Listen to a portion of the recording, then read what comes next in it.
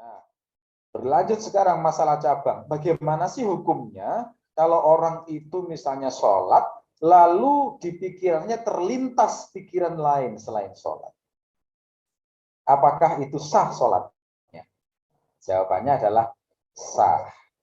Ya, jadi orang ketika sholat kemudian pikirannya ingat kunci motor, pikirannya ingat tugas yang belum selesai, pikirannya ingat dengan omongan pedas orang lain, pikirannya ingat dengan analisis-analisis, macam-macam ya. Apakah semacam itu membatalkan sholat? Tidak, tidak membatalkan. Kenapa? Karena Rasulullah sendiri sebagai hamba Allah terbaik saat sholat pernah teringat hal di luar sholat.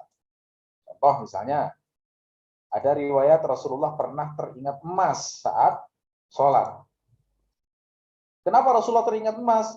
Rasulullah teringat emas karena ingat bahwa emas yang beliau simpan itu belum disedekahkan. Nah, jadi ingatan Nabi itu kayak begini ya. Jadi teringat belum menyedekahkan emas. Padahal Rasulullah itu tidak suka menyimpan emas. Semalam aja nggak suka. Jadi kalau ada langsung disedekahkan. Nah, ini kan berarti mengingat sesuatu selain sholat, selain urusan sholat, ya kan? Meskipun sebenarnya termasuk urusan amal soleh, ya kan? Tetapi esensinya tetap mengingat selain sholat. Nah, semacam ini tidak membatalkan membatalkan sholat beliau. Rasulullah tidak mengulangi sholatnya. Ini menunjukkan berarti lintasan hati selain sholat tidak membatalkan sholat. Ada satu kisah lagi bahwa Rasulullah itu pernah teralihkan perhatian beliau karena lukisan pada pakaian. Ya. Jadi ada satu riwayat Rasulullah itu memakai pakaian ada gambarnya. Lalu kemudian teralihkan, jadi sudah nggak fokus dengan sholatnya. Begitu selesai Rasulullah kemudian mengatakan, tolong pakaian ini kasihkan pada fulan, beri aku pakaian yang tidak ada gambarnya saja, karena ini tadi membuat aku lalai dalam sholatku. Nah, ini menunjukkan Rasulullah pernah terlintas teralihkan pikiran beliau karena gambar. Pernah ya kita mungkin sholat jamaah, terus ada orang di depan kita pakai baju atau kaos dengan tulisan yang sangat menggoda mata misalnya. Terus kita baca tulisan itu. Nah, itu kan teralihkan ya, semacam itu. Teralihkan berarti.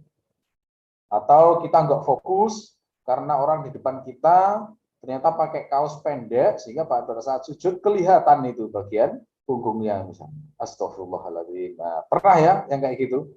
Nah, ini juga teralihkan. Itu tidak membatalkan sholat. Lintasan hati di luar sholat.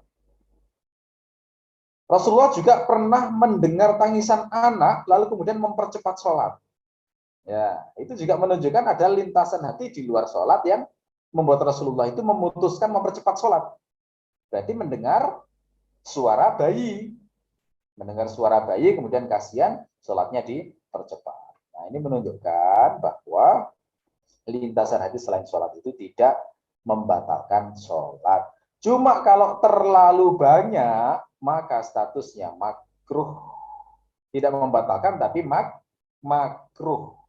Itu waswas syaitan memang ya. Ya. Kata An-Nawawi dalam kitab Al-Majmu', fa in fakkara fi ghairiha wa aktsara min al-fikri lam tabtul salatuhu walakin yukrahu.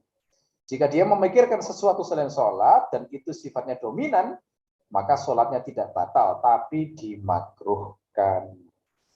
Ya, standar dominan itu bagaimana? Ya pokoknya lebih dari 50% ya berarti dominan. Kalau 50% mikir selain sholat ya berarti sudah dominan. Ini tidak dibedakan apakah itu pikiran terkait hal yang mubah, terkait hal yang sunnah, terkait hal yang wajib, maupun terkait hal yang haram. Lu masa mungkin orang sholat itu mikir hal haram? Ya mungkin. Sholat terus bayangkan minum khamar kan ya bisa. Ya enggak? Ya bisa saja. Nah itu juga tidak membatalkan sholat, tapi kalau dominan sifatnya makruh. Oke.